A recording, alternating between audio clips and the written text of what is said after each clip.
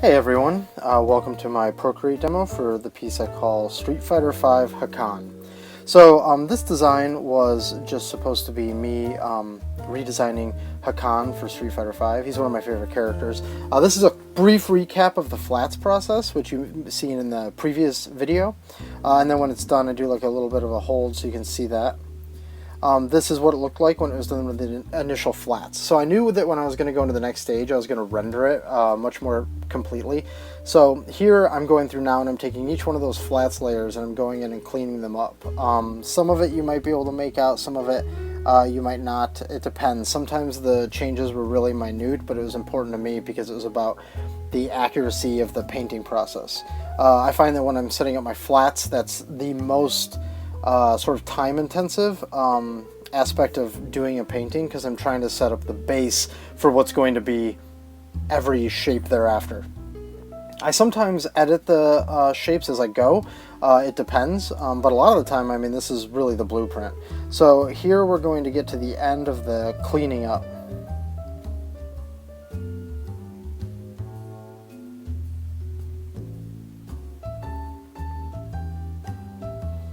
So now I'll start doing the painting. As you can see there, I tweaked the color of the flat and then I filled the whole thing in, sort of the next value, and now I'm sort of going back through and erasing away and then repainting in and erasing away.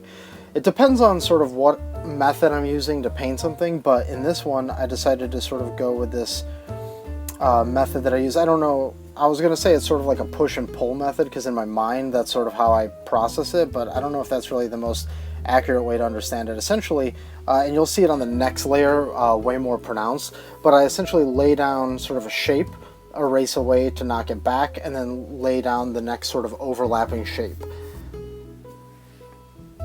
When we get to the next color, which is the next brighter, all my changes are much more apparent, and you'll be able to see exactly what I'm talking about. When I'm doing this video, I'm actually looking at a very small thumbnail of this while I'm recording the audio, so even I can't really tell the part that we're looking at right now, although if I were going to guess, I'm assuming it's a lot of little face stuff right now. Yeah, there we go. So now I'm onto the neck. So what you'll see is you'll see me erase away to get the dark side of one of the volumes, and then I'll come in with a hard brush to paint back in sort of the volume that's beyond it, if you're thinking about distance from the light source being beyond it.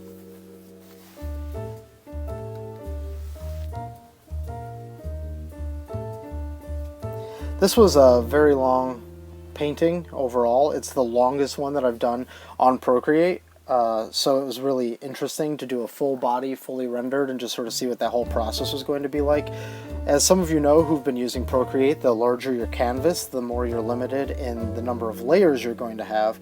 The interesting thing, though, is since Hakan is color blocked in such so few but big color blocks, I actually didn't run into any layer issues on this one. In fact, the next piece that I posted, which is of a girl with like dark brown hair, I ran into more layer problems with that one actually than I did with this one. Really, when it comes down to it, he's got sort of his skin, his leather, his gold, his blue, and his silver. That's sort of like the main chunks of this design. So it really wasn't a lot as far as layers go.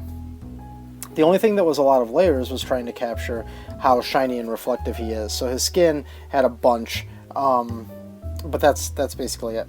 So here I am filling in that right leg now, or excuse me, his left leg.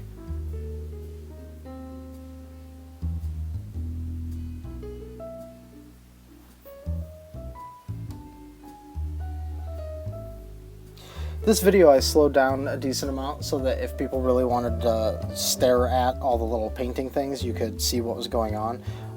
But there's not a whole lot to say constantly throughout this, because I repeat, like every time I get to like another chunk of the piece, you're sort of redoing the same process over and over and over again. So it's like I lay down the base coat, then the next layer up, I go through a method where it's laying it down, erasing it, painting back in, and then the next one is just the same thing again. It's just a new color, and I'm trying to decide how the light's going to hit differently, how I'm going to try and sell that volume by placing the brightest spots, basically.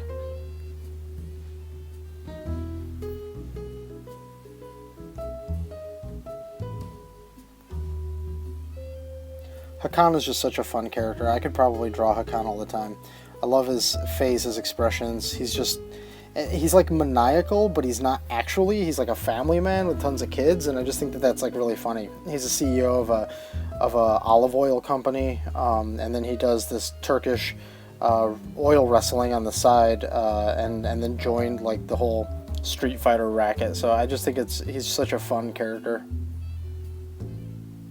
Now, the flats on the arm, I should point that out, the tattoo that he has, the blue tattoo, the reason that you don't see me like doing any sort of painting on that yet is because ultimately what I'll do is I'll duplicate the red layers of his skin as the values of the blue that I want to use, and then I'll just erase away the parts that aren't the tattoo, because since the tattoo is essentially going to adopt the same highlights as the rest of him. So now I'm going in with a darker shade, I believe. Maybe if I had done some prep work ahead of time, that would have actually been beneficial, but, you know, whatever. Okay, now I'm onto his right leg on this layer of his highlights.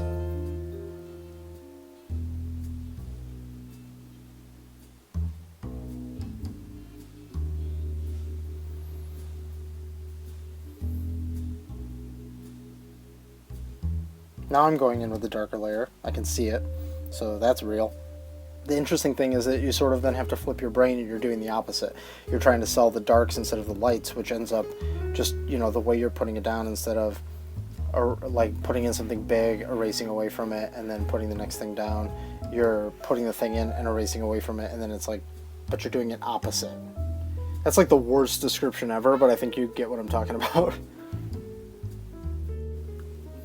So now here you can see I just replicated all of those values of the red in the new blue that I wanted the tattoo to be, and then I just deleted away everything that wasn't the tattoo. It goes by really quick, so you may want to rewind to check it out.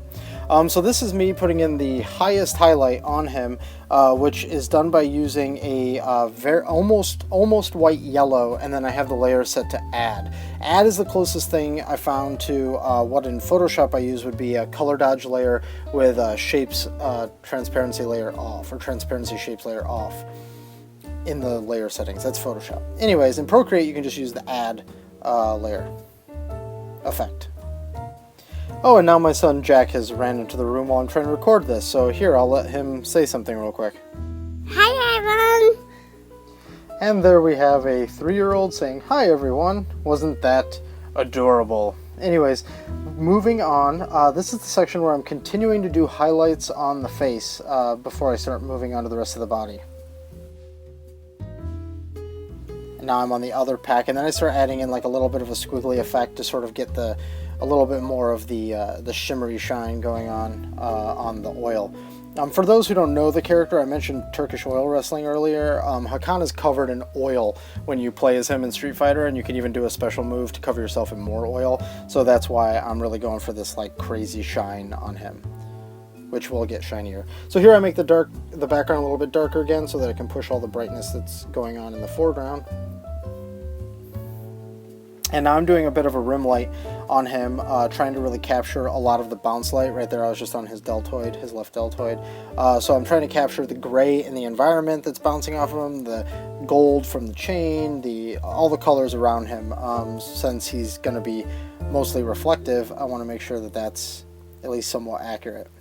You can see me sort of darting all around, adding that where I can in his skin. So now I've adjusted the value of the hair. He has really weird hair, which is a really complicated Japanese pun, so I'm not going to describe why it looks like it's made of turquoise stone. But anyways, you can look it up. In this, I decided to extend his hair down into like a beard. He just sort of has a mustache in Street Fighter 4, so this was just a little bit more of expanding. I expanded his tattoo design-wise, his hair, the leather. That was sort of as far as I really wanted to go with him so that he didn't get too alienated from who he is. So now I'm painting in all the values of his hair, and you can see that going in.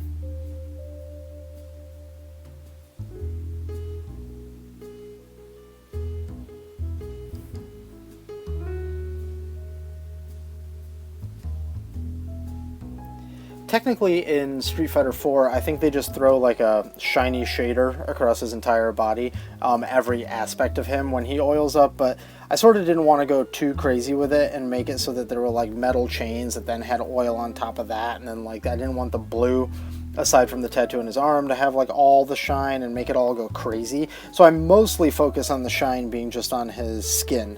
There's a little bit going on in the leather once I get to the leather part, but it's not too crazy.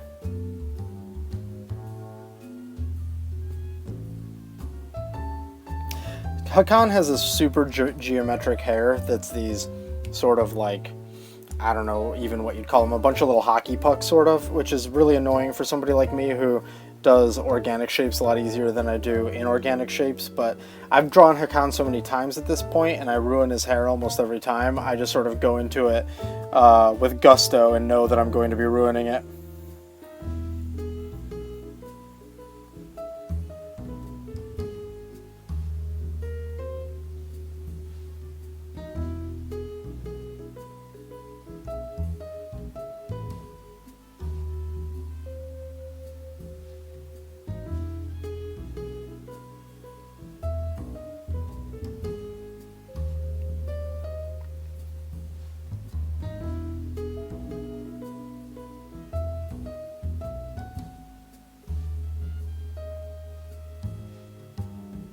So this is all pretty much just by the books, the way that I'm painting the hair, just light coming from the top right. Now what I decided is I wanted to really capture that strong rim light that they have in Street Fighter 4, and there's a lot of awesome lighting in Street Fighter 5, which is sort of what this design would be for, although I'm not trying to replicate that look and feel 100%. So I wanted to go in and put this top-down bright rim light, assuming that that light is coming from the top right, and there's probably, you know, some bounce and then a light behind him, and if he's going to be oily, this would all be really strong. So I just sort of wanted to bang this in real quick so that I could start seeing what it was going to look like. That way I knew when I was continuing with the rest of the piece that would be there. So you'll see me sort of do this, and then I'll like blur it, and oh, I didn't blur it yet. I blur it later. So then I turn it off so that I can get back to doing all the other stuff that I needed to do. So here I'm going in and doing the leather. When you paint things like how this had like really strong line, the line was really opinionated is what I should say. It had a very comic booky style with how I was capturing the leather. You sort of always have to decide when you're going to go in and try and render it, like how much of that you're going to capture versus how much of it you're going to do in a completely different style, because now you're dealing with essentially a different medium. So this was a little bit tricky. I sort of was going in trying to just hammer it in as best as possible, and I was really just exploring while I was doing it. I figured that if I followed the line art a little bit, and then with the bright sections, the parts that have light, just sort of played with dimension there, that was going to be the best way to do this. So you can see me more or less following it all to a T. The only thing I wasn't doing was including some of the rim light, some of the spacing that I have from the shadow to the line in the original line art, which is just sort of standard comic booky stuff. I decided to eliminate that when I was going into the paint of it, because I figured I could just do that with an actual painted rim light later on.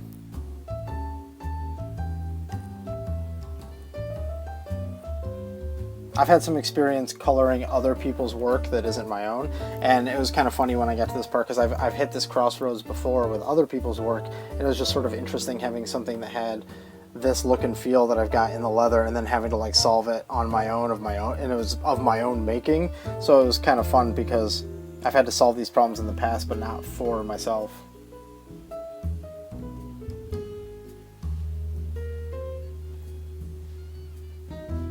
So yeah, now here you can see I've turned off the lines. I'm starting to look at it, what's it going to look like without those lines that I had that was darkening it all a little bit, and adding in these highlights. So even though most of his body is all going to be the same, or most of his clothes are going to be all the same type of leather, I just wanted to focus on the pants to sort of be like my proof of concept that it was going to work throughout the rest of it. So that's why it's like I'm just doing pants, and then I'll move on to do the rest of the leather next.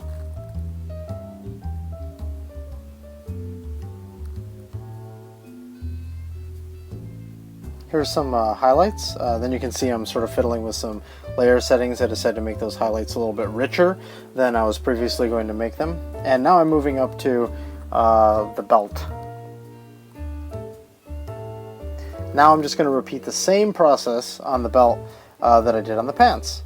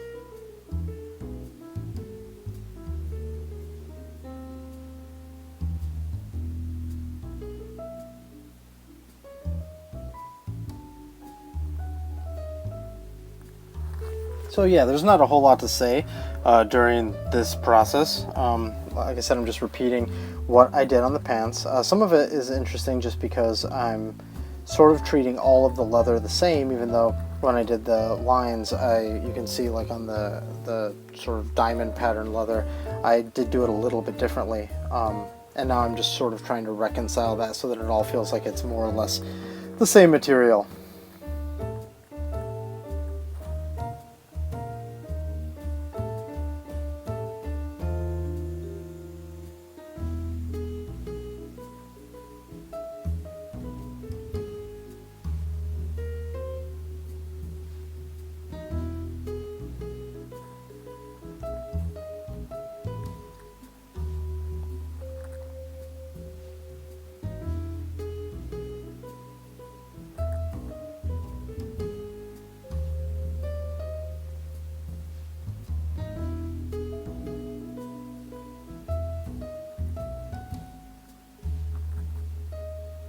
So there we go, adding in the final shine on all of the leather, making sure that it just sort of looks as cool as it can.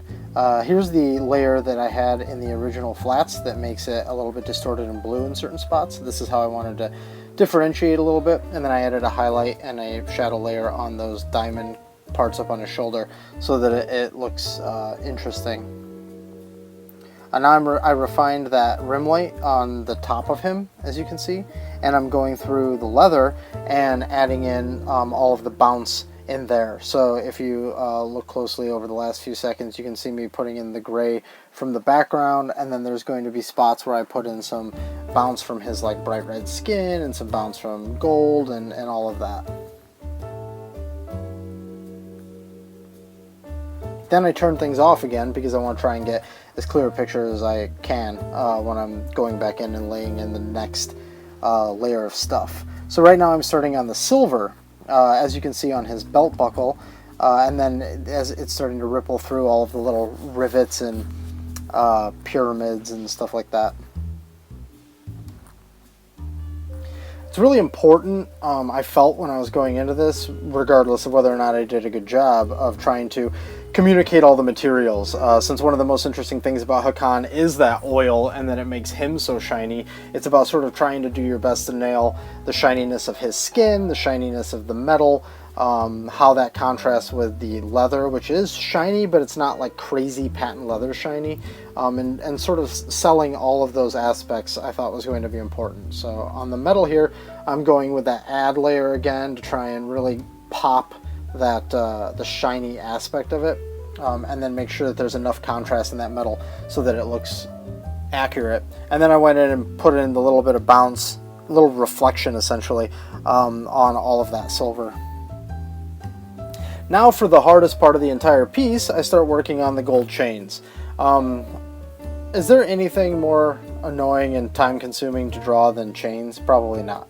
So when I drew them, I did my best to draw them well, except I was kind of rushing, and the same goes for when I was painting this. I sort of was going a little bit fast. So while they're not going to be 100% tight, I think that they do the job. So you can see I'm going in and doing every aspect. I've explained this before in past pieces. When I'm going through something really complicated like this, what I'll do is I'll create a ton of layers that are then going to be collapsed into less layers. So you'll see me paint like a section of a chain, and then I erase away, and then I add like another section of the chain, and then I'm erasing away, and you're seeing that I can erase away without affecting the previous section.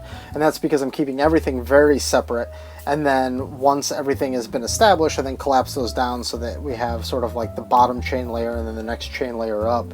But in the middle of doing all of it, there could be, 15 layers going on, just because I'm not controlling them very much. I'm just creating a ton for when I need them, and then I'll collapse them later.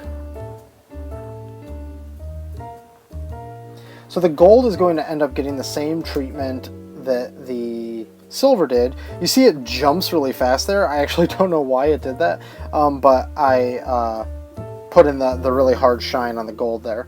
And then I put in an overall shadow coming up his entire body, so that's why he's darker at the bottom. And now I'm going in and adding super gloopy oil, because I think that that's really fun to do with Hakan.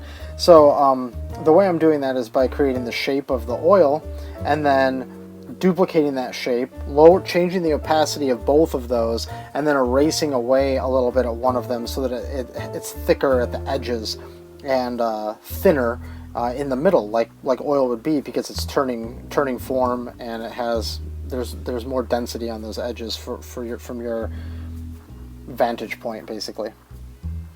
I duplicated all of Hakan, put him on a separate layer below, and blurred him. Oh, that was me trying to do some reflection stuff. I wanted to reflect some of the world of Street Fighter V, and it just looked stupid, so I said screw it, and I backed out. And then I've added in all those little droplets that are done with the same method as the oil on his shoulders.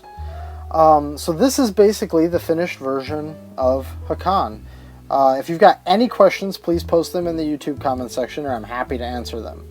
I know there's a lot going on in these, and I try to get to all of it, but sometimes it's a little scattered. So thanks for watching, and if you enjoy, please consider subscribing or faving. If you're looking for me on the internet, these are the places where you can find me.